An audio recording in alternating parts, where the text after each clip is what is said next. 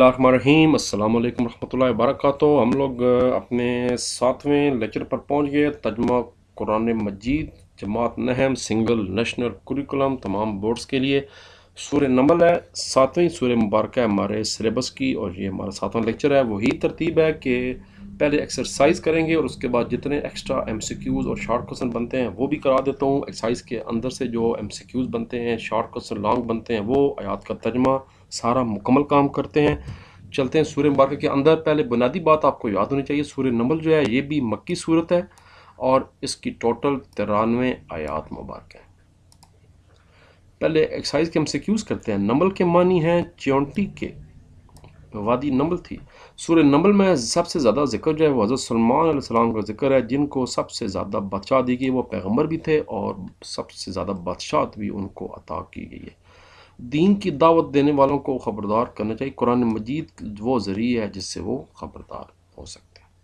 सूरह नमल के शुरू में जो लोगों की सफ़ात बयान की गई हैं उनमें एक ये है कि वो हदायत हासिल करते हैं। हदायत किस हासिल करते हैं? अल्लाह तबारक व तआला की मुस्तनद आखिरी किताब कुरान मजीद से, जिसमें तब्दीली नहीं हो सकती। हमारे अमाल का नॉट अमाल, अमाल का फ़ैसला होगा क़यामत के दिन।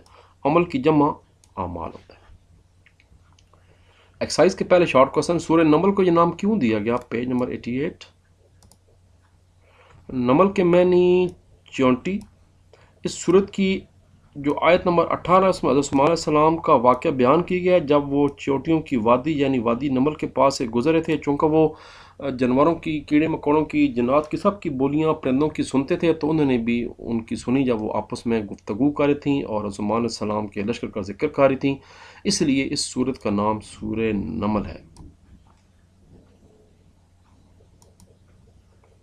सूरह नमल का खुलासा तहरीर कीजिए, ये भी पेज नंबर 88 पर है।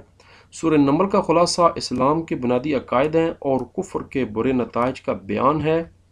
और एक लाइन और बता दें कि सूरह नमल के आगाज़ में कुरान मजीद से हदायत हासिल करने वालों की सफ़ात बयान की गई हैं। उसके बाद मूसा अलैहिस्सलाम, हज़रत सुलेमान अलैहिस्सलाम, हज़रत सालेह अलैहिस्सलाम और हज़रत लूत अलैहिस्सलाम के वाक़यात बयान किए गए। 4 पैगम्बरों के वाक़यात इस सूरत में बयान किए गए।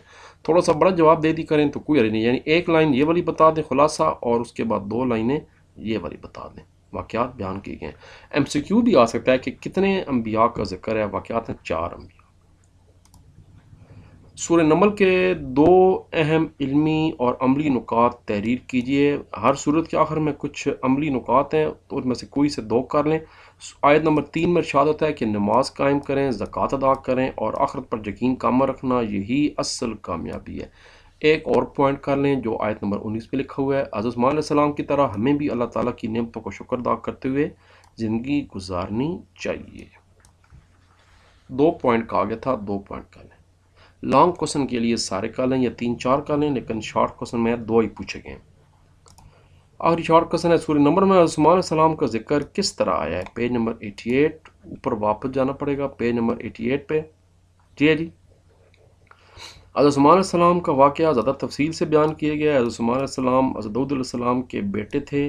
अल्लाह तबारक व तआला ने हज़रत सुलेमान अलैहिस्सलाम को दौलत, हुकूमत और शान व शौकत से नवाजा था और बहुत से मोजज़ात अता फरमाए थे। वो परिंदों की बोलियाँ सुन सकते थे, जानवरों की सुन सकते थे, जिन्नात उनके ताबे थे, हर मखलूक उनके ताबे कर दी गई थी। हज़रत सुलेमान अलैहिस्सलाम अल्लाह ताला के इंतहाई शुक्रगुज़ार बंदे थे। बेशक शुबा, कोई इसमें शक व शुबा नहीं है। आगे चलते हैं। मज़ीद एक्सरसाइज के आखिर में जनाब इसमें भी सूरतों का तर्जुमा नहीं बताया गया। सूरह नमल पर एक मुफस्सल मज़मून तहरीर करें, पेज नंबर 88-89।